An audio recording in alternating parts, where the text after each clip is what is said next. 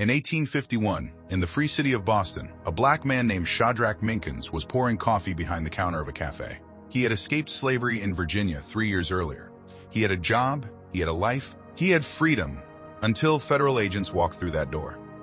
Because in 1850, the United States government passed a law that made it a federal crime punishable by fines and imprisonment for any American in any state, north or south, to help a black person stay free. A law that turned ordinary citizens into slave catchers. A law that said no black person in America, enslaved or free, southern or northern, born in bondage or born free, was truly safe. This is the story of the Fugitive Slave Act of 1850 and the free black communities who fought back against the law designed to erase the line between freedom and slavery entirely. To understand why this law was so devastating, you have to understand what free black life in America looked like just before it. By 1850, roughly 500,000 black Americans lived as free people. Some who had bought their freedom, some born to free parents, some who had escaped bondage entirely. They built churches, they built schools.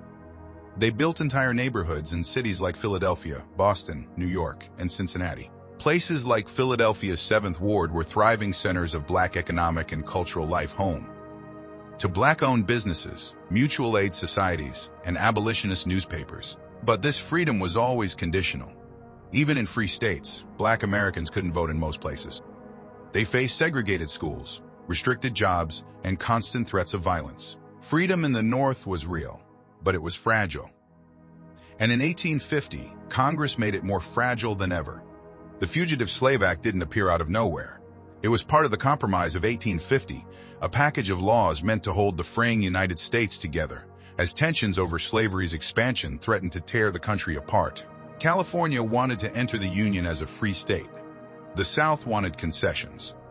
So Congress cut a deal. California gets its free statehood, and in exchange the South gets a Fugitive Slave Act with teeth, real teeth, sharper than anything that had existed before.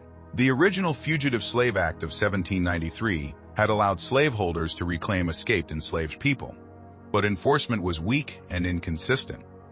Northern states had spent decades passing personal liberty laws that made it harder to send black people back into bondage. The 1850 law was designed to crush all of that resistance in one stroke.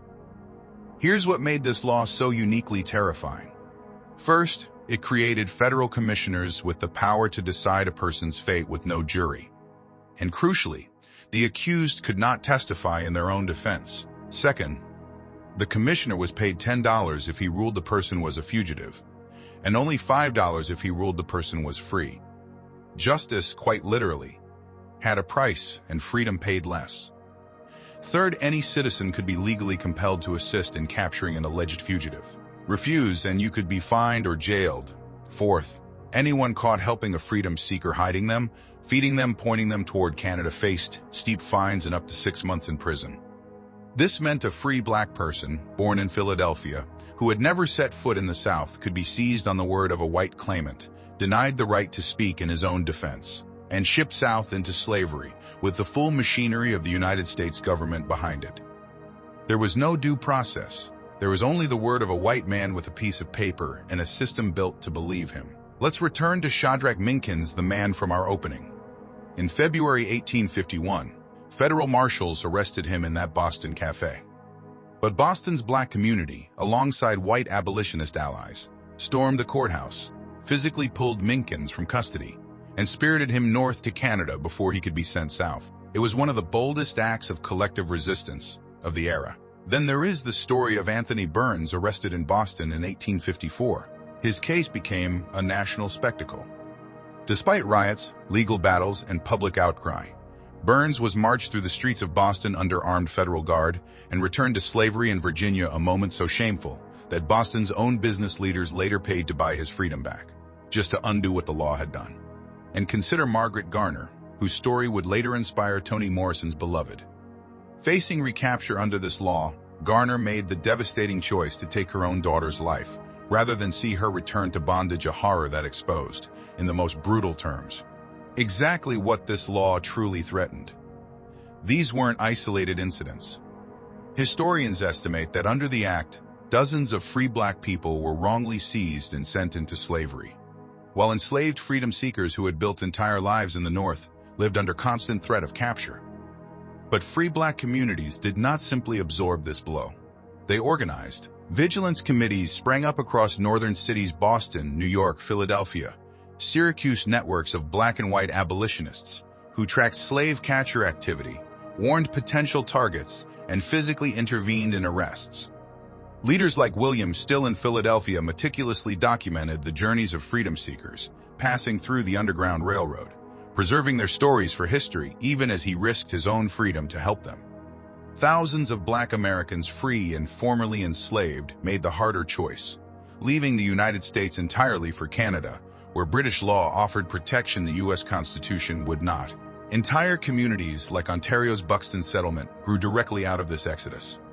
The law meant to crush black freedom instead, galvanized one of the most organized, courageous resistance networks in American history and hardened Northern public opinion against slavery in ways the law's authors never intended.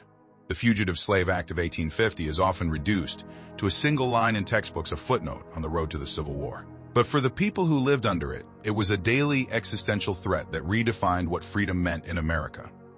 It proved that black freedom in the United States was never guaranteed by geography, by paperwork, or by law alone. It had to be defended, again and again, by communities willing to risk everything for one another. That's a story that deserves more than a footnote. This is exactly the kind of history this channel exists, to tell the stories that get compressed into a single sentence in a textbook when they deserve an entire chapter.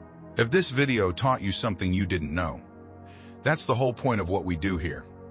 Hit subscribe so you don't miss the next chapter.